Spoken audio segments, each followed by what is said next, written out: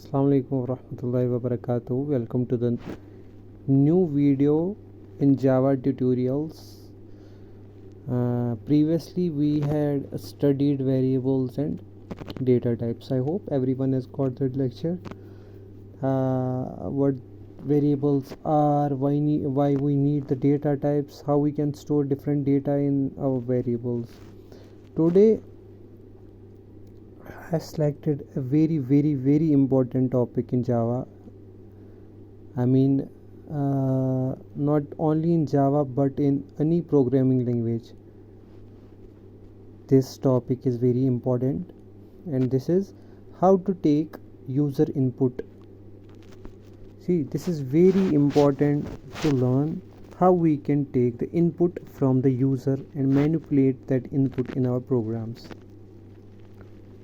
बहुत ही ज़्यादा important topic है ये कि यूज़र से हम इनपुट कैसे लें और उस इनपुट को हम मैनिपुलेट कैसे करें और किस तरीके से उसे प्रिजर्व करें, सेव करें, सारा कुछ हम इस वीडियो में देखेंगे. So let's begin. तो सबसे पहला चीज़ जो हमें सीखना है कि हम यूज़र से इनपुट कैसे लेते हैं. तो उसके लिए जावा में हमें ऑलरेडी एक चीज़ दिया गया है, वो है स्कैनर क्लास.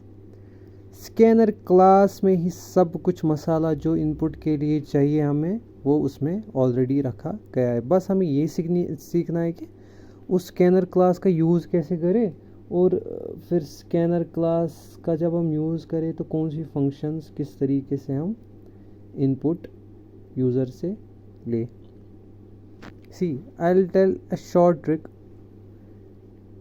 कुछ चीज़ें हमें याद रखनी है. सबसे पहले स्कैनर क्लास को इंपोर्ट कर लो. फाइन. वो इंपोर्ट कैसे कर ले, उसके लिए पहले रिजर्व्ड कीवर्ड इंपोर्ट. फाइन. उसके बाद import Java dot यूटिल dot scanner. देखिए, स्कैनर क्लास है, ये यूटिल के अंदर पाया जाता है और वो यूटिल खुद जावा के अंदर है. फाइन. तो हमने स्कैनर क्लास इंपोर्ट कर लिया. अब इस स्कैनर क्लास को इंपोर्ट करने के बाद हम इस क्लास का एक ऑब्जेक्ट बनाएंगे जो कि हम मेन फंक्शन में बनाएंगे. और आपको ऑब्जेक्ट बनाने का तरीका आता होगा. अगर ना भी आता होगा तो फिर फ़िलहाल आप बस देखिए कि ये ऑब्जेक्ट कैसे बनाता हूँ मैं. और जब हम फिर ऑब्जेक्ट ओरिएंटेड स्टार्ट करेंगे फिर वहाँ पे ये सारा क्लियर आराम से होगा. तो स्कैनर हमारा एक क्लास है, उसका एक ऑब्जेक्ट बनाएंगे. कैसे? We will write scanner, this is name of class. Then we will make an object. Reference हम बनाते हैं. हम एक रेफरेंस बनाएंगे. For example INP is equal new scanner. और इस स्कैनर, देखिए, इस स्कैनर के अंदर यहाँ पे इस स्कैनर के अंदर जो हम लिखेंगे वो है system डॉट इन. टर्मिनेट करते हैं. ठीक. तो क्या हमने लिखा क्या? स्कैनर. फाइन. स्कैनर ये क्लास का नाम है. फिर एक रेफरेंस बनाते हैं हम, ऑब्जेक्ट रेफरेंस बनाते हैं हम. ये उस चीज़ INP बनाने का इस क्लास का एक ऑब्जेक्ट बनाने का सिंटेक्स है स्कैनर. और इसमें लिखते हैं हम सिस्टम डॉट इन. जब हमें इनपुट लेना हो तो सिस्टम डॉट इन यूज़ करते हैं. फाइन. यहाँ तक सब समझ में आया होगा. अब हमने इस क्लास का ऑब्जेक्ट बना लिया. अब इस ऑब्जेक्ट की मदद से हम कुछ फंक्शंस का यूज़ करके एक यूज़र से इनपुट ले सकते हैं. फॉर एग्ज़ाम्पल, हमें यूज़र से कोई नंबर लेना है. हमें 2 नंबर चाहिए जिनको हम ऐड करके फिर उसका रिज़ल्ट निकाल सकते हैं, लेकिन वो दो नंबर हमें यूज़र से लेने हैं। तो उसके लिए क्या करना है, पहले हम एक वेरिएबल बनाते हैं इंट num1। इस वेरिएबल को हम इक्वल करते हैं, this is not equal, this is assignment, okay. इसको इक्वल टू नहीं बोलना, ये असाइनमेंट है, फाइन। तो इंट num1 असाइंड inp, ये inp ऑब्जेक्ट हमने बनाया, इससे हम एक फंक्शन को यूज एक्सेस करेंगे डॉट नेक्स्ट इंट।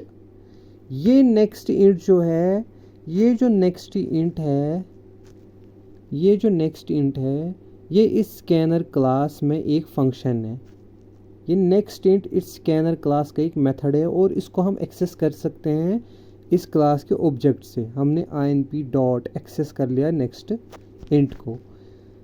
इससे पहले हम यूज़र को एक मैसेज भेजेंगे system.out.println से कि भाई अब एक काम करो, अब एंटर है नंबर, फाइन। तो स्क्रीन पे जब ये एग्जीक्यूट होगा तो सबसे पहले मैसेज आएगी कि एंटर है नंबर। फिर जब वो नंबर एंटर करेगा, वो इस चीज़ को यहाँ पे रिप्लेस करेगा, ये जाके उस नंबर को स्टैंडर्ड इनपुट से लेकर यहाँ तक लाएगा और उसको किस में डालेगा, num1 में। तो यूज़र जो भी नंबर डालेगा वो इस num1 में जाएगा। इसी तरीके से हम यूज़र से दूसरा नंबर पूछेंगे, एंटर अनदर नंबर। फिर से हम एक वेरिएबल बनाएंगे int num2 equal to inp dot next int, integer के लिए जब हमें कोई नंबर लेना हो किससे, यूज़र से। सो num1 में भी एक नंबर आया, num2 में भी एक नंबर आया। अब हम एक सम वेरिएबल बनाते हैं और उसको असाइन करते हैं num1 प्लस num2। तो जो भी हमने यूज़र से इनपुट लिया होगा उन दो का सम करके हम किस वेरिएबल में डालेंगे, सम में। बाद में जाके हम इसको प्रिंट करते हैं, the sum is sum, fine. Now will run this piece of code, देखिए क्या होता है। देखिए जब भी मैंने ये एग्जीक्यूट किया तो पहले मुझे ये मैसेज प्रिंट हो गई कि एंटर करो एक नंबर को। जब भी मैं एंटर करूँगा 10, फाइन, और उसके बाद एंटर कीबोर्ड से एंटर प्रेस करूँगा, तो जो मैं ये यहाँ पे 10 लिखता हूँ, जो मैंने यहाँ पे 10 एंटर किया वो जाके कहाँ जाएगा, num1 में। किसकी मदद से, with the help of this we access scanner class function next int with the help of this object we have created। अब ये 10 जो हमने यहाँ पे एंटर किया वो उठ के कहाँ चला जाएगा, num1 में। इसी तरह यहाँ ये पूछ रहा है कि एंटर अनदर नंबर, हम फॉर एग्जांपल 12 देते हैं, तो ये 12 उठ के यहाँ से standard keyboard I mean standard input से जाके कहाँ जाएगा, इस num2 में। फिर num1 फॉर एग्जांपल मैंने 12 दिया, फिर num1 में 10 है, num2 में 12 है, तो 10 + 12 22 सम में होगा। देखिए द सम इज 22। तो हमने यूज़र से दो नंबर प्राप्त कर लिए, we have taken 2 numbers from the user. Now we are able to take the input from the user. इसी तरीके से हम एक स्ट्रिंग भी ले सकते हैं यूज़र से। देखिए उसके लिए क्या करते हैं, हम एक और ऑब्जेक्ट बनाते हैं स्कैनर क्लास का, फाइन। देखिए स्कैनर inp, उसका नाम रखते हैं str inp।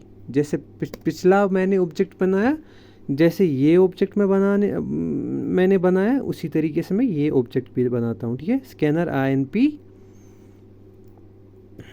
न्यू स्कैनर, उसके बाद system डॉट इन। फाइन, तो बना लिया मैंने एक और। अब मैं यूज़र से कहूँगा साउट,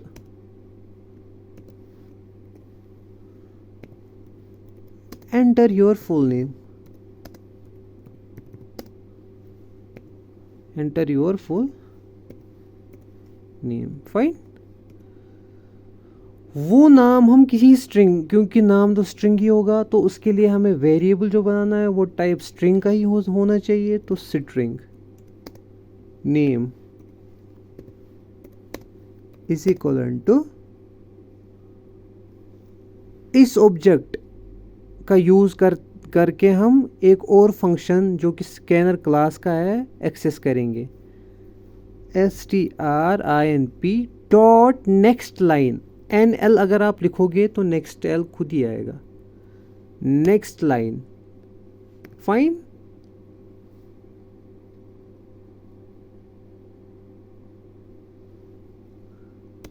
हो गया सही। फिर हम करेंगे sout your string is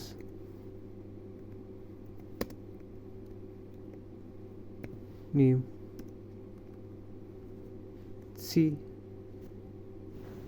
जब ये प्रोग्राम रन होगा, सबसे पहले ये पिछला जो मैंने कोड लिखा है, एंटर ए नंबर, मैं 19 देता हूँ, 20 देता हूँ, 39 आएगा। फिर कह रहा है कि एंटर योर फुल नेम, मैं लिखूँगा Basit Pushu see, your string is Basit Pushu. So now you are able to take user input, whether it's be integer,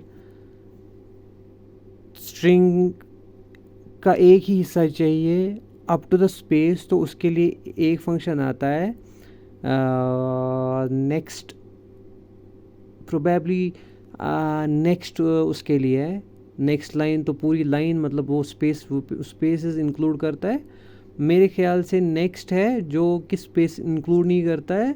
अगर बड़ी स्ट्रिंग हो तो पहला ही सिर्फ वर्ड स्पेस तक देगा। फिर भी आप ट्राई कर लेना, प्रैक्टिस कर लेना, खुद देख लेना कि बाकी फंक्शंस क्या क्या करती है। तो आई होप आपने ये आज का लेक्चर समझा होगा, तो इस पे प्रैक्टिस करोगे धीरे धीरे, तो जितनी आप प्रैक्टिस करोगे उतना आपके लिए बेहतर होगा। बाकी यूज़र से इनपुट हम ऐसे ही लेते हैं, पहले स्कैनर क्लास को इंपोर्ट कर लो, फिर उसका एक ऑब्जेक्ट बना लो, फिर उस ऑब्जेक्ट से उसकी फंक्शंस को एक्सेस कर लो। बाकी तो आसान है। अल्लाह हाफिज़।